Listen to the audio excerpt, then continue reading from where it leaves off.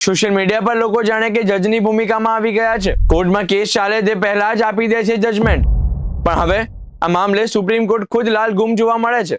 નમસ્કાર મિત્રો, હું દેવ ખત્રી અને આપનું સ્વાગત છે યોર ન્યૂઝના પ્લેટફોર્મ પર।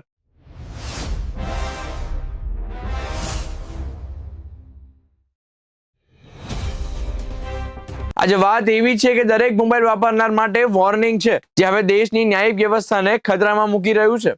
ડિજિટલ યુગમાં હવે દરેક વ્યક્તિના હાથમાં કેમેરો છે અને દરેક વ્યક્તિ પોતાને મીડિયા માને છે, પરંતુ સુપ્રીમ કોર્ટે સ્પષ્ટ શબ્દોમાં કહ્યું છે, લોકો મદદ કરતા પહેલા વિડીયો બનાવે છે, લોહી વહેતું હોય અને લોકો કોન્ટેન્ટ બનાવે છે। આ ફક્ત અમાનવીય નથી, પણ આ એક ખતરનાક ટ્રેન્ડ બની ગયો છે। ચીફ જસ્ટિસની બેન્ચે કડક ટિપ્પણી કરી, આ એક સંક્રમક રોગ જેવી પ્રવૃત્તિ બની ગઈ છે। સમસ્યા અહીં પૂરી થતી નથી।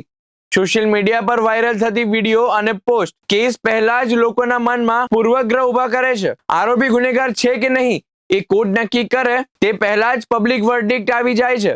એની સીધી અસર ન્યાયિક પ્રક્રિયા પર પડે છે। જસ્ટિસ બાગચીએ સ્પષ્ટ ચેતવણી આપી, પોલીસ પણ બ્રીફિંગમાં સાવચેતી રાખે, કારણ કે એક ખોટો મેસેજ સમગ્ર કેસને બગાડી શકે છે। અને સોલિસિટર જનરલ તુષાર મહેતાએ તો સીધું કહી દીધું, સોશિયલ મીડિયા પર ઘણા લોકો બ્લેકમેલર જેવા વર્તે છે। ચીફ જસ્ટિસે પણ ખુલાસો કર્યો, ઘણા લોકો ફેક પ્રેસ આઈડી બનાવીને ફરતા હોય છે। હવે સૌથી મોટો નિર્ણય, સુપ્રીમ કોર્ટે તમામ રાજ્યોને આદેશ આપ્યો છે, 3 મહિનામાં SOP એટલે કે સ્ટાન્ડર્ડ ઓપરેટિંગ પ્રોસિજર તૈયાર કરો। તેનો હેતુ શું છે?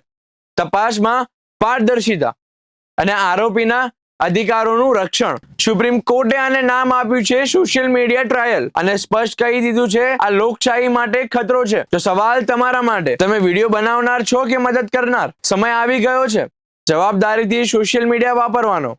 આવા જ ધારદાર અને સાચા સમાચાર માટે ચેનલને સબસ્ક્રાઇબ કરો, વિડીયો ગમ્યો હોય તો લાઈક કરો। હું દેવ ખત્રી, ધન્યવાદ।